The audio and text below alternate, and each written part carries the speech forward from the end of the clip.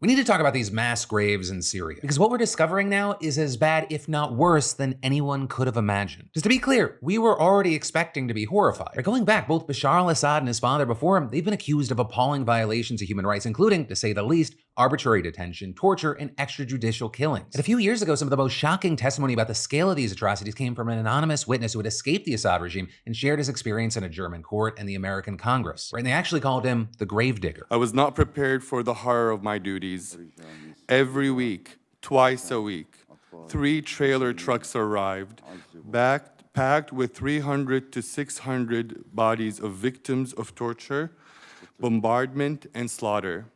Twice a week, 3 to 4 pickup trucks with 30 to 40 bodies of civilians that had been executed in Saydnaya prison also arrived for disposal in the most inhumane way. But even then, of course, there were those who doubted his and other testimony, as well as the satellite imagery that seemed to corroborate his claims. But now, right, the horrors of the Assad regime, they are more visible than ever. In the past week, the rebel group who ousted Assad, they've opened up prisons and detention centers across Syria. Well, of course, there was that controversy surrounding CNN's bungled reporting of a freed prisoner who turned out to be a former intelligence officer of Assad. There is no doubt about the very real evidence that's continued to come out about the horrific conditions endured by detainees. And this is at the same time advocacy groups and investigators have been allowed out into the countryside to verify the testimony of the gravedigger and the likes of Enright, for example, who's an international war crimes prosecutor working with the Syrian civil society to document evidence of war crimes. And notably, he also previously served as a U.S. ambassador at large for war crime issues, as well as leading prosecutions at the Rwanda and Sierra Leone war crimes tribunals. And even having done all of that, you had him saying about what he is seeing in Syria as, quote, "We really haven't seen anything quite like this since the Nazis." And with that, after visiting 2 mass grave sites near Damascus, he said, "We certainly have more than 100,000 people that were disappeared into and tortured to death in this machine. I don't have much doubt about those kinds of numbers given what we've seen in these mass graves." And a key thing there is that may be a pretty significant underestimate. Because, for example, you have the head of one US-based Syrian advocacy group, in fact, the same guy that helped deliver the gravedigger's testimony, estimating that at least 100,000 bodies were buried at just one of the mass grave sites. With him saying 100,000 is the most conservative estimate. It's a very, very extremely, almost unfairly conservative estimate. Right? And also with that, you have Syrian residents living near and the other confirmed site describing seeing a steady stream of refrigeration trucks delivering bodies which were then dumped into long trenches dug with bulldozers. With one local even saying the graves were prepared in an organized manner. The truck would come, unload the cargo it had, and leave. There were security vehicles with them and no one was allowed to approach. Anyone who got close used to go down with them. And then on top of all that, the International Commission of Missing Persons in The Hague is separately saying that it's received data indicating that there may be as many as 66 as yet unverified mass grave sites in the country. Not to mention, it's more than 150,000 people that are considered missing according to international and Syrian organizations, including the UN and the Syrian Network for Human Rights. Now, with all that said, well, obviously, no one is shedding any tears over the downfall of a monster like Assad. We do need to talk about how the situation in Syria is, of course, still incredibly fragile. Though, you have the rebel leader now in charge continuing to insist that the new Syria will not be a threat, with them also specifically pushing for the easing of sanctions, telling a reporter for the BBC, "Now,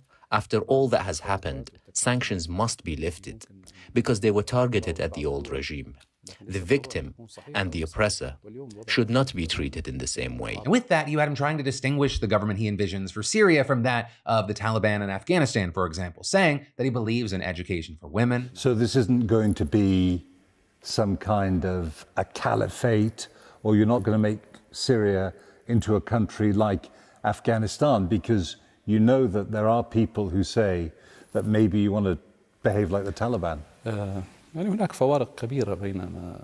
There are many differences between Syria and the Taliban. The way we govern is different. Afghanistan is a tribal community. Syria is completely different. The people just don't think in the same way. The Syrian government and the ruling system will be in line with Syria's history and culture. So the culture of Syria includes rights for women, it includes education for women, it includes tolerance for people drinking alcohol. Is that all acceptable to you? When it comes to women's education, of course, We've had universities in Idlib for more than 8 years.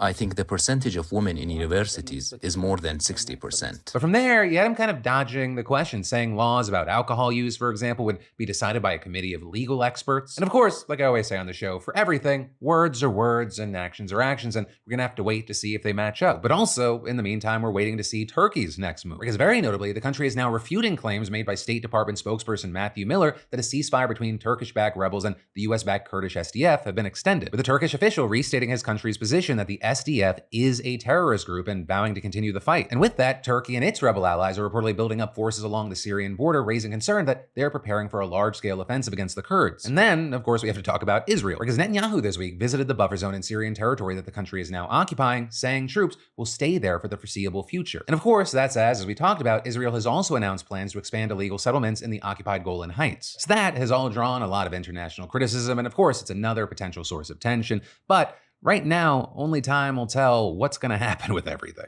Hey, thanks for watching, and I hope you enjoyed this clip from the full Philip DeFranco show. And also, a big thanks to Squarespace for sponsoring our Clips channel. Turn your passion into profit over at squarespace.com/Phil, or use the QR code. Because whether you're launching a business or a lucrative side hustle, your website is your digital business card. It's the only space where you control the story, no algorithms or distractions. And with Squarespace, it's so easy because they got a ton of stunning professional templates with drag and drop editing that makes site design incredibly simple, no coding required. So get started for free at squarespace.com/Phil, or scan the QR code on screen and use code Phil for 10% off when ready to launch. Squarespace.com/Phil.